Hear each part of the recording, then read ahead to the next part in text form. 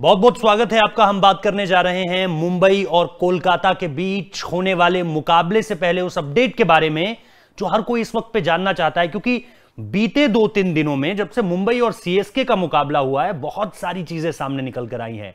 मुकाबले से ठीक पहले हम क्या देखते हैं कि रोहित शर्मा कप्तानी नहीं कर रहे हैं। मुकाबले के दौरान और उससे पहले जब हम टॉस पर बात करते हैं तो हमें क्या पता चलता है कि हार्दिक पांड्या भी नहीं खेल रहे हैं। अब रोहित शर्मा को लेकर तो ऑब्वियसली पोलार्ड ने भी बयान दे दिया था और उसके बाद बीच मैच में महिला जयवर्धने से भी बात हुई तो उन्होंने भी जवाब दे दिया और इसके बाद प्रेस कॉन्फ्रेंस भी होती है।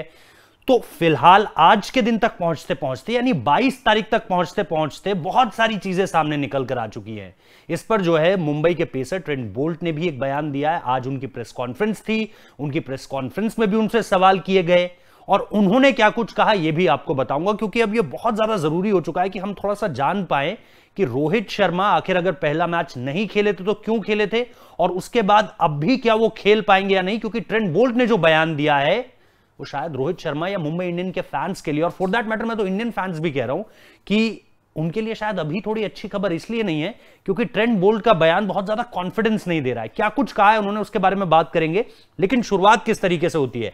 आपको पता है कि मुंबई और चेन्नई का जो मुकाबला हुआ था उस मुकाबले से ठीक पहले हमें पता चला कि किरण पोलार्ड जो है वो टॉस के लिए आए हुए हैं और उससे थोड़ी देर पहले हमने देखा कि किस तरीके से जो है वो लगातार हमें यह भी पता चला कि जैसे ही किरण पोलार्ड कप्तानी के लिए टॉस करने के लिए आते हैं, कप्तानी करते हुए मुंबई इंडियंस की, उसने हमें यह भी बता दिया कि यार इसका मतलब रोहित शर्मा आज के मुकाबले में नहीं है। उसके बाद जब वो टीम अनाउंस करते हैं तो उसमें हमें पता चलता है कि हार्दिक पांड्या भी नहीं है। अब रोहित शर्मा को लेकर के क्या कहा गया, रोहित शर्मा को लेकर के यह कहा गया कि जो उनकी इंग्लैंड में चौथे टेस्ट मैच में इंजरी हुई थी, जिसको लेकर के प्रेस कॉन्फ्रेंस में भी वहां पर बयान आया था कि भाई ठीक है स्कैन के लिए जाएंगे, उससे रिपोर्ट सामने निकल कर आएगी, वही इंजरी जो है वो बिल्कुल ठीक होने के मुहाने पर है।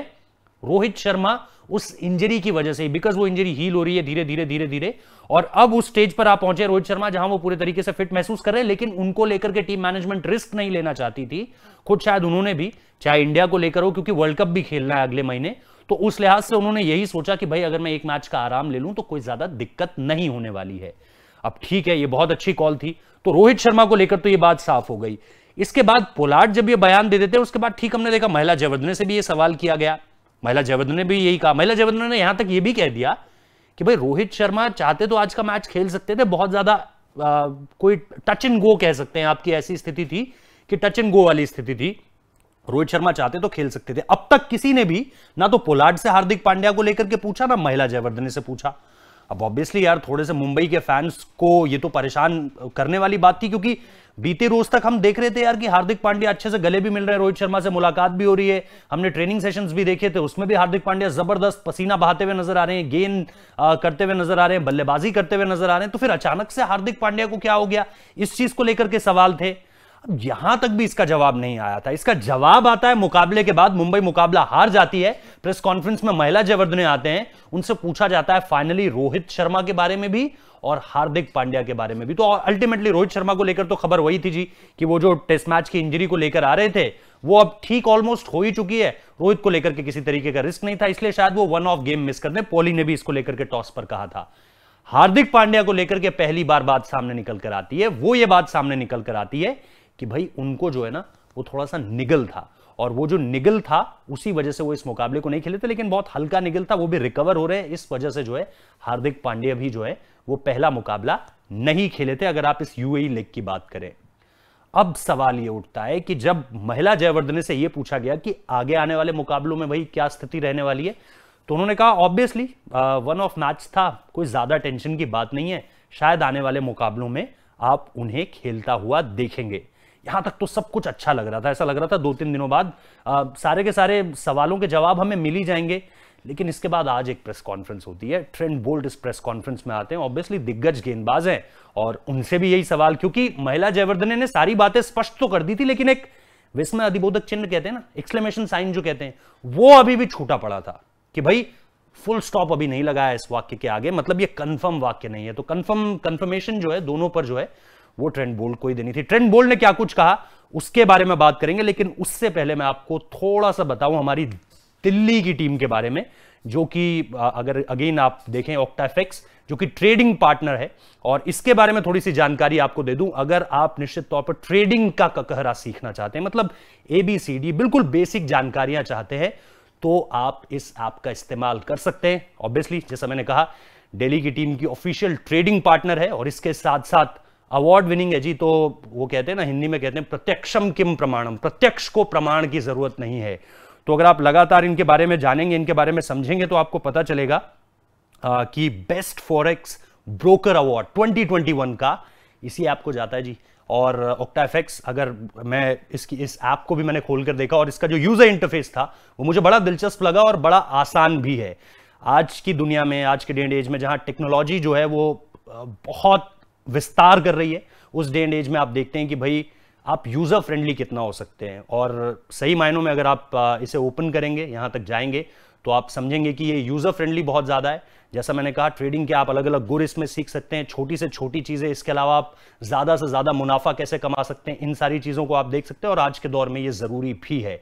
इसीलिए जैसा ऑब्वियसली दिल्ली की टीम को आप लगातार अच्छी जीत हासिल करते हुए देख रहे हैं, अच्छे पॉइंट्स अर्न करते हुए देख रहे हैं, उसी तरीके से आप भी इस ऐप के जरिए अपना प्रॉफिट जो है, अपना मुनाफा जो है वो बढ़ा सकते हैं। और जैसा मैंने कहा, क्योंकि अवार्ड जीत रही है और हमेशा फॉरेक्स ब्रोकर अवार्ड अगर आपने जीता हुआ है तो ऑब्वियसली आप उनकी विश्वसनीयता पर कोई सवाल नहीं उठा सकते। और इसके साथ साथ अगर मैं आपको बताऊं कि डिपॉजिट भी अगर आप स्पोर्ट्स 100 कोड का इस्तेमाल करें तो आपको ऑब्वियसली ज्वाइनिंग डिपॉजिट भी मिलेगा, जो ऑब्वियसली आपके लिए हम लोग स्पोर्ट्स यारी की तरफ से हमने एक पहल की है और ये आपको सीधे सीधे मिल सकता है। तो अगर आपने अभी तक इस ऐप को डाउनलोड नहीं किया, इंस्टॉल नहीं किया है, तो कर लीजिए। जैसा मैंने कहा, स्पोर्ट्स 100 का अगर आप इस्तेमाल करेंगे तो आपको और ज्यादा फायदा होगा।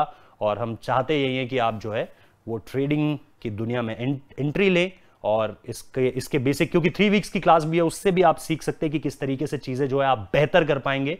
और आप छोटी छोटी जो माइन्यूट डिटेल्स होती है उन पर काम करके आप ऑब्वियसली ट्रेडिंग की दुनिया के बादशाह बन सकते हैं। तो शुरुआत कीजिए, आगे बढ़िए, मुनाफा कमाइए। हम जो है वो वापस लौटते हैं और जब हम वापस लौटते हैं तो दोबारा आते हैं उस चीज पर कि कैसे जो है वो आज की प्रेस कॉन्फ्रेंस ने मुंबई के लिए थोड़ी सी जो शिकन है ना वो बढ़ा दी है। क्यों बढ़ा दी है? क्योंकि ट्रेंट बोल्ट ने आज की प्रेस कॉन्फ्रेंस में क्या कहा। ट्रेंट बोल्ट ने आज की प्रेस कॉन्फ्रेंस में जब उनसे पूछा गया कि भैया अब बता दीजिए रोहित शर्मा और हार्दिक पांड्या को लेकर के अपडेट क्या है, तो रोहित शर्मा और हार्दिक पांड्या की अपडेट को लेकर के उनका यही कहना था कि वर्क इन प्रोग्रेस है। कहीं से भी उनके वाक्य से यह नहीं लगा, एक सेकंड भी उनका वाक्य यह विश्वास नहीं दिला रहा था कहीं पर भी कि रोहित शर्मा और हार्दिक पांड्या पूरे तरीके से फिट है और वो पूरे तरीके से खेलने वाले हैं। अगला मुकाबला कोलकाता के अगेंस्ट होने वाला है। कोलकाता वो टीम जो कि रॉयल चैलेंजर्स बैंगलोर को बुरी तरह पटक कर आ रही है और जबरदस्त एक तरीके से डरा भी रही है। एज एन मुंबई फैन मैं आपको कह रहा हूं कि इस टीम से ऑब्वियसली डर लग रहा है क्योंकि जबरदस्त खेल रही है ये टीम। तो हालांकि अभी एक ही मुकाबला है, लेकिन जिस तरीके से इन्होंने परफॉर्म किया एज ए यूनिट, वो एक बहुत अच्छी, आप कह सकते हैं कि केकेआर फैंस के लिए बहुत अच्छी खबर है। और जैसा मैंने कहा कि ट्रेंट बोल्ट की प्रेस कॉन्फ्रेंस ने ऑब्वियसली हमारे लिए चिंता इसलिए बढ़ा दी है क्योंकि अगर अभी भी वर्क इन प्रोग्रेस है और 2 मैचेस कहीं मुंबई के खिलाफ चले जाते हैं शुरुआत में, तो फिर मुंबई के लिए भी रोड टू रिकवरी जो है वो बहुत ज्यादा मुश्किल हो जाएगी। हालांकि हम जानते हैं कि मुंबई के साथ ऑब्वियसली रोड टू रिकवरी में बहुत ज्यादा चिंता करने की बात नहीं होती है, लेकिन ये यूएई का लेग है और 2 हिस्सों में ऑलरेडी बढ़ चुका है आईपीएल, तो मुश्किल हमारे लिए बढ़ सकती है फिर। तो इसीलिए ट्रेंट बोल्ट की जो ये प्रेस कॉन्फ्रेंस थी, इसने सवाल के जवाब से इतर, जो मैं कहूंगा कि सवालों के जवाब देने वो आए तो थे, लेकिन अभी भी सवाल वैसे के वैसे ही हैं कि क्या रोहित और हार्दिक खेलने वाले। रोहित और हार्दिक नहीं खेलेंगे तो ऑब्वियसली अनमोल ने, ठीक है, अच्छा टैलेंट लगे वो, उन्होंने अच्छे तरीके से बैटिंग भी की, लेकिन उस हिसाब से कहते हैं ना वो जो एक तरीके से जैसे वेंकटेश अय्यर ने खेल दिया, कुछ उस तरीके की पारी अगर वो भी खेलते तो हमें लगता हाँ यार कि ठीक है, भरपाई तो नहीं हो सकती रोहित शर्मा को लेकर के, लेकिन हाँ अच्छा कोई कर सकता है। लेकिन अब देखना यही जरूरी है कि रोहित शर्मा और हार्दिक पांड्या वापस लौटेंगे या नहीं। ऑब्वियसली ये टॉस से पहले आपको पता चलेगा, तो आपको पता है कि उसके लिए आपको कहां पर आना है। उसके लिए आपको स्पोर्ट्स यारी पर आना है और स्पोर्ट्स यारी पर ऑब्वियसली जब आप आएंगे तो आपको हम जानकारी देंगे कि टीम क्या क्या है, रोहित और हार्दिक की वापसी हुई है या नहीं। दुनिया भर की तमाम स्पोर्ट्स की खबरों के लिए आप अगर अभी तक आपने सब्सक्राइब नहीं किया तो स्पोर्ट्स यारी को सब्सक्राइब कर लीजिए। वीडियो पसंद आया तो लाइक कर लीजिए और इसके साथ साथ आप शेयर भी कर सकते हैं ताकि आपके दोस्तों को भी पता चल सके। और जैसा हम बता ही रहे हैं कि ऑब्वियसली आपके लिए OctaFX जो है वो ट्रेडिंग पार्टनर के रूप में आप इसका इस्तेमाल ज़रूर कर सकते हैं ताकि आप मुनाफा जो है कमा सकें। और अगर आप अभी तक इसके बारे में नहीं जानते हैं तो ज़रूर इंस्टॉल कीजिए।